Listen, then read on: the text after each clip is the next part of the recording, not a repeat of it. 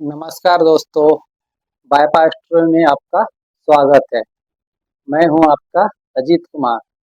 हरियाणा के भिवानी जिले में 19 साल की शिक्षिका मनीषा की मौत का मामला अब और सुलझता जा रहा है और उलझता जा रहा है। इस मामले ने न सिर्फ प्रदेश प्रशासन को कटघरे में खड़ा कर दिया, बल्कि सब गैंगस्टर की एंट्री भी और हो चुकी है। जितने सारे गैंगस्टर थे तो बड़े बड़े वो भी अब इसमें शामिल होते जा रहे धीरे धीरे। जी हाँ, गैंगस्टर सुनील सरनिया और दीपक नंदन ने सोशल मीडिया पर एक पोस्ट डालते हुए आरोपियों की जानकारी देने वाले को 51 लाख रुपए का इनाम देने का ऐलान किया है। उनका कहना है कि अगर प्रशासन और पुलिस आरोपियों तक नहीं पहुंच पा रही है तो वो खुद इंसाफ दिलाएंगे। इतना ही नहीं, बल्कि लॉरेंस बिश्नोई गैंग में जुड़ी गोल्डी ढिल्लो ने भी धमकी दी थी, अगर सरकार ने इंसाफ नहीं दिया तो खुद मनीषा को न्याय दिलाएंगे। गैंगस्टर सुनील सरनिया और दीपक नंदल ने अपनी पोस्ट में सभी बिरादरियों को संबोधित करते हुए कहा कि मनीषा बहन के मामले में पूरा समाज न्याय की मांग कर रहा है, लेकिन प्रशासन शायद किसी दबाव में चुप है। इसलिए हम 51 लाख रुपया का इनाम घोषित करते हैं। जो भी आरोपियों के बारे में जानकारी देगा उसकी पहचान गुप्त रखी जाएगी। इसलिए अब हालत ऐसी हो गई है कि न्याय की उम्मीद लोग अपराधियों से लगाने लगे हैं। क्या प्रशासन की नाकामी है ये? अब देखते हैं क्या होता है आगे। आपको बता दें, मनीषा का जो शव 13 अगस्त को खेतों में बहुत ही बुरी हालतों में मिला था। 19 साल की उम्र में जब वह नौकरी कर रही थी और अपने परिवार को संभाल रही थी, आखिर उसकी किसी से दुश्मनी क्यों होगी? यही सबसे बड़ा सवाल है। पोस्टमार्टम रिपोर्ट ने भी इस केस को और पेचीदा बना दिया। पहले भिवानी और फिर रोहतक में पोस्टमार्टम हुआ, जहां तक दिखने की कोशिश करे कि मनीषा ने जहर खाकर आत्महत्या की है, लेकिन परिवारों को और ग्रामीणों का रिपोर्ट का भरोसा नहीं हुआ। उस रिपोर्ट पे ग्रामीण वालों और घर वालों का बिल्कुल भरोसा नहीं हुआ। आखिरकार दिल्ली एम्स में तीसरा पोस्टमार्टम करवाना पड़ा।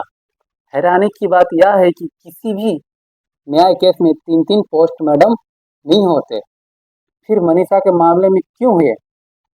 यह सवाल अपने आप बहुत कुछ कह रहा है। परिवार का दावा है कि मनीषा के गले पर कट का निशान था। यह कैसे नजरअंदाज किया जाएगा? जब गले में कट का निशान था तो इसको अंदर नजरअंदाज कैसे किया जाएगा? क्या किसी दबाव में डॉक्टर ने रिपोर्ट तैयार की थी? यही वजह है कि आप यह केस पूरी तरह से सीबीआई को सौंप दिया गया है। हरियाणा का जो डीजीपी ने प्रेस कॉन्फ्रेंस में कहा है कि जांच पोस्टमार्टम और फॉरेंसिक स्तर पर हो रही है। इसमें समय लग रहा है, लेकिन इन्होंने साफ कर दिया है कि अब आगे की जांच सीबीआई ही करेगी। पुलिस फिलहाल कोई खुलासा नहीं कर सकती है, लेकिन लोगों के मन में सवाल यह है कि अगर यह आत्महत्या है तो आखिर क्यों है? इतनी मजबूत और स्वतंत्रता सोच रखने वाली लड़की ने ऐसा कदम क्यों उठाया? अगर यह हत्या है तो आरोपियों अब तक क्यों नहीं पकड़े गए? मनीषा की जो मौत अब तक रहस्य बन गई है।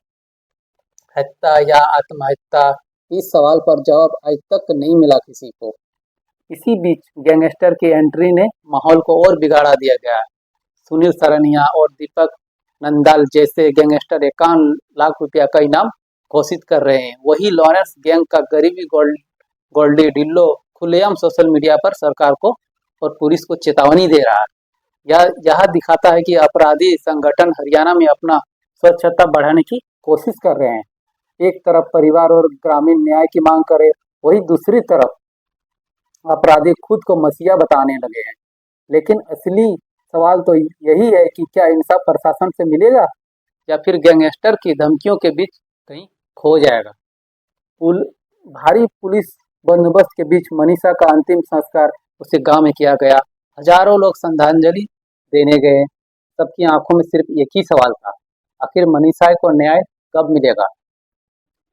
फिलहाल सीबीआई जांच शुरू हो चुकी है। सीबीआई अपने तरीके से जांच कर रही है। रिपोर्ट आने का इंतजार है सबको। सीसीटीवी फुटेज और सुसाइड नोट के जुड़े कई पहलू का पड़ताल हो। लेकिन सच यही है कि इस केस ने पूरे प्रदेश को नहीं, पूरे देश को लगभग हिलाकर रख दिया है।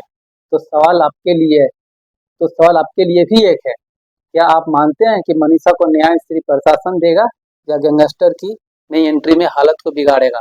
अपनी राय हमें जरूर बताएं। तब तक के लिए जय हिंद, जय भारत।